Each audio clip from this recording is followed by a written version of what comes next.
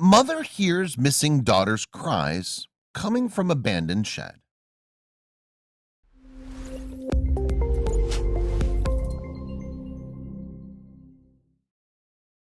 But before we start, please take a moment to give this video a like, subscribe to Happy World, and hit the bell so you'll never miss these great stories. If the movies Rear Window or The Burbs taught us anything, it's that you never really know what your neighbors are actually about. They may put on a nice, pleasant, and perfectly normal face in public, but be entirely different in private. We would all like to think that our neighbors are our friends, good and nice people that are going to help and protect us from the real-world elements. But when Gail's 30-year-old daughter went missing in the middle of the night, she had no idea that foul play was involved. She could never expect or thought that someone so close can be so evil. Nobody ever wants to think that the devil is living next door. She ultimately wasn't prepared for what she would uncover as she pressed further in her investigation and tore back the curtains of evil.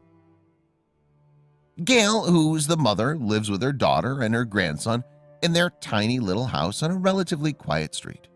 That evening, Gail went to sleep around 10 or 11 p.m. in the evening.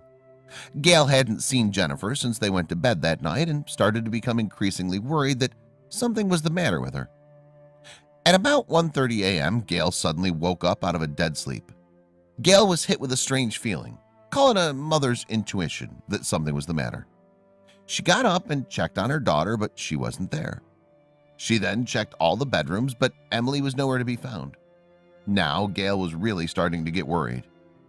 Gail searched the house frantically and began calling Jennifer's phone in hopes she'd answer and say she was staying at a friend's house. It was unlike Jennifer to do that, but she was trying to be optimistic. She checked every room, every bathroom, and turned the house upside down. She just couldn't imagine where Jennifer was. She then went outside to check her garage and the backyard and front yard, but still no sign of Jennifer anywhere. Gail's intuition was right. Her daughter simply vanished in the middle of the night and was nowhere to be found. Gail, who at this point was becoming increasingly worried, felt that she needed to call 911. She knew that once she made that call, it would kick off a chain reaction, but she felt it was necessary. She hesitated, thinking that maybe Jennifer would show up and she'd look like a crazy mom by calling 911. Gail ended up making the right decision and called 911. She told them that her daughter was missing.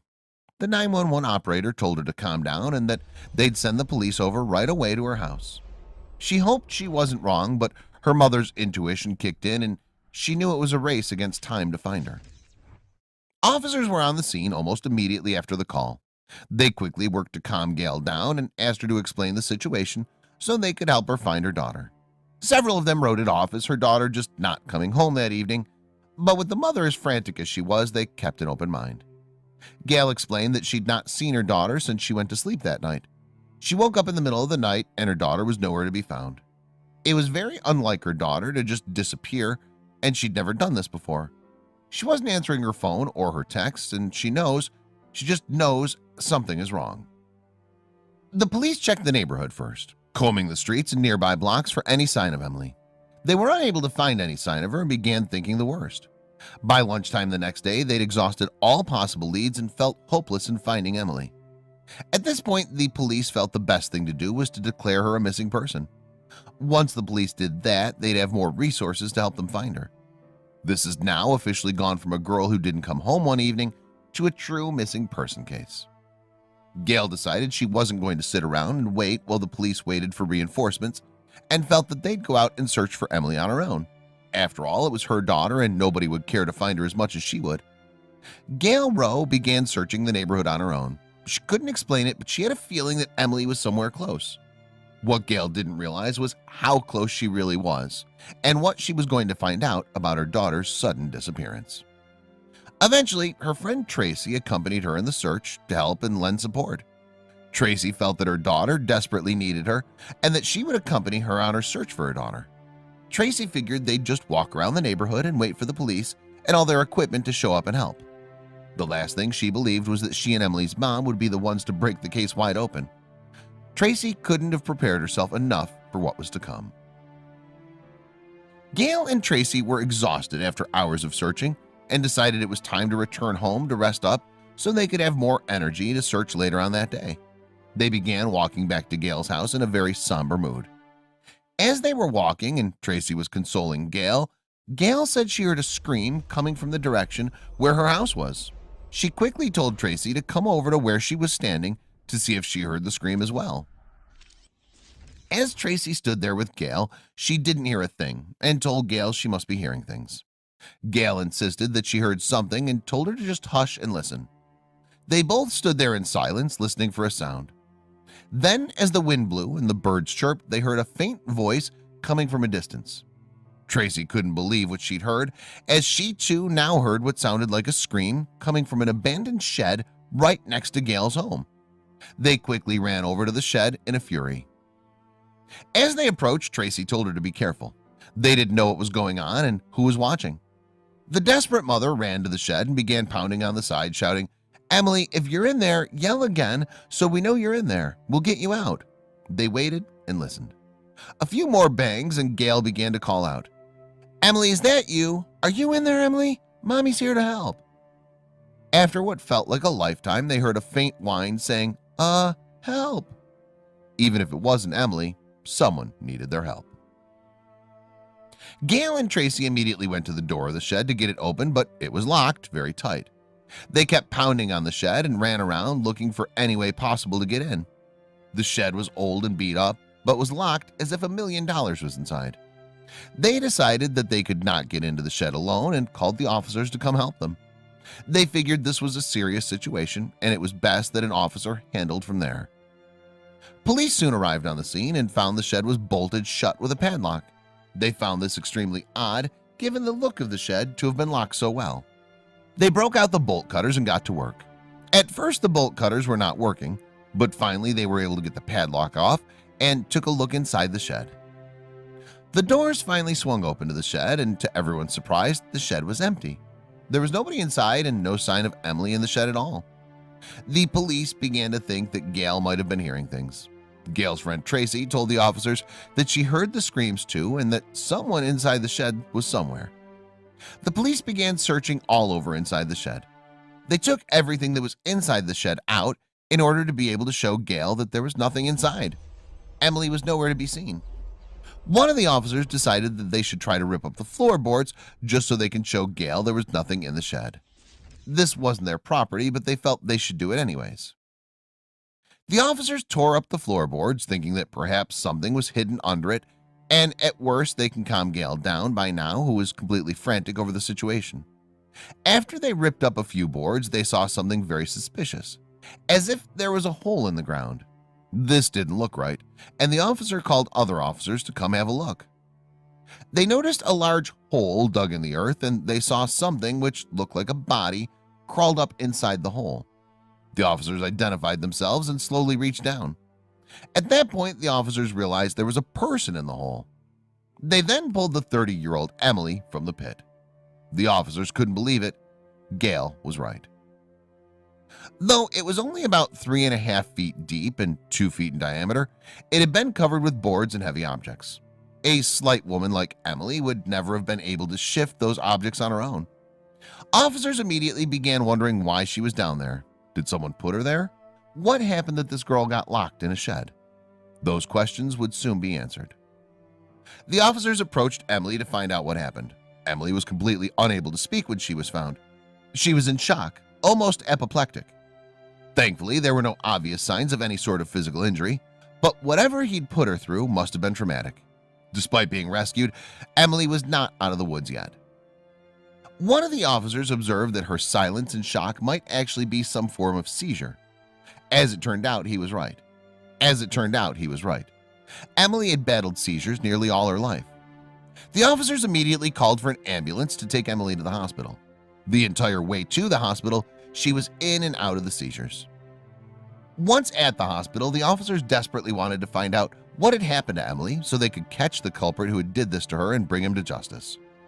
Every time she would wake up from the seizure thing, she would try to run, and she's screaming, "No!" She was terrified, said Gail's friend Tracy. Unfortunately, Emily was not in a position to talk to officers yet. Eventually, Emily made a full recovery, and the seizures stopped. At that point, the officers really wanted to speak with her and ask Gail if they could. Once Emily was properly away, she finally told the police who'd put her in the pit and caused this all to happen. The police couldn't believe who she fingered as the culprit. Emily told them that her neighbor, Dennis Dunn, was responsible for taking her. The police officers were able to find out that the shed Emily was kept in was owned by Dennis. With this new information at hand, the police headed out to arrest Dennis Dunn. They wanted to know the reason why he kidnapped her, what his plans were, and how did all this happen. Police officers at 8 a.m. headed out to arrest the 45-year-old Dennis Dunn. They had to be extra careful as they felt he may be armed and dangerous and must take precaution. According to officers at the scene, he came to the door in a nonchalant manner, acting as if nothing at all was wrong. The officers felt this was very odd behavior. Dennis Dunn's criminal record wasn't exactly squeaky clean. He was arrested for drug possession at 3 separate incidents in 2007, 2008, and 2009, not to mention a string of traffic-related charges. Yet these misdemeanors were nothing compared to the escalation he exhibited when taking Emily. How did this man go from a petty criminal into a monster? The local sheriff's office reported a history of incidents involving Dennis Dunn and Emily Elliott. In October of 2006, Emily reported to police that her next-door neighbor had been harassing her with phone calls and text messages. At the time, she thought Dennis was just creepy, but harmless, and declined to press charges. That would end up being a fateful mistake she made. The abuse continued when he kidnapped her as well. According to Emily, Dunn would alternate between uncharacteristic pleasantries and downright abuse. When he closed the shed, he said, "I love you," explained Emily. He would make threats and call me a piece of shit. Dunn's history of mental illness would explain his behavior as well. Several months before the incident, neighbors reported that Dunn was in his yard screaming and brandishing a pistol. They called 911 and officers arrived on the scene. He was disarmed and taken down without any violence occurring, but was subsequently admitted to Claremont Mercy Hospital for psychological evaluation. It was clear that Dunn was in real need of inpatient mental health, but he was released from the hospital with a clean bill of health after only a short stay. His paranoia worsened after he was released, when he called police 4 times in a month claiming intruders were trying to break in. Dennis needed help, but he was unable to get it. Emily No, who identified herself as Dunn's best friend, spoke out about him afterwards.